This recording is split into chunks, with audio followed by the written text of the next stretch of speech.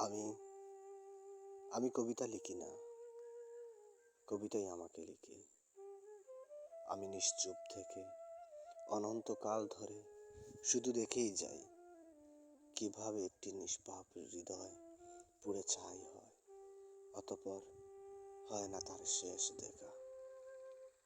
বুঝি মানুষ এতেই শ্রেষ্ঠত্বের দাবিদার, জনম ধরে পুরা হৃদয় নিয়ে দিব্যি উজ্জ্বল ঝলমল হাসি মুখে পার করে তার অন্তিম যাত্রা।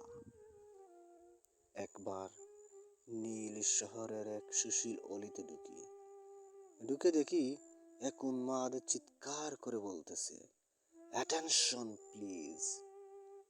এক বেওয়ারিশ লাশ পাওয়া গিয়াছে এই শহরে। লাশটি যেন কার? অক্ষত ক্ষত তার দেখতে পাচ্ছি। আহ, বেচারার হৃদয়টা পুরো তো ছারখার। আমি আমি ধরেই নিয়েছিলাম হয়তো আমি, অথবা আমার মতোই তুমি। সেদিন দেখলাম এক উন্মাদ কবির উন্মাদনা।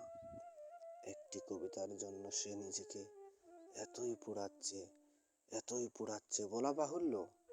সে কবিতা লেখে না, কবিতাই তাকে লিখে।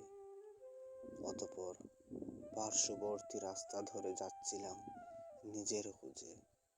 আহ, জন্মের এত পরেও নিজেকে জানা হলো না। ঠিক কত দূর গেলে জানা হবে তাও জানি না। কখনো স্বর্গীয় দূত,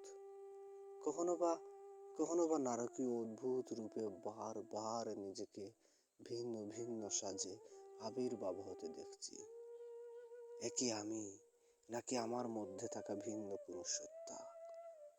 ওই যে দূরে দেখতে পাচ্ছি অগ্নিকুণ্ড। আহ, একই মর্মান্তিক দৃশ্য। সাথে সাথে ভেসে আসছে কান্নার আওয়াজ।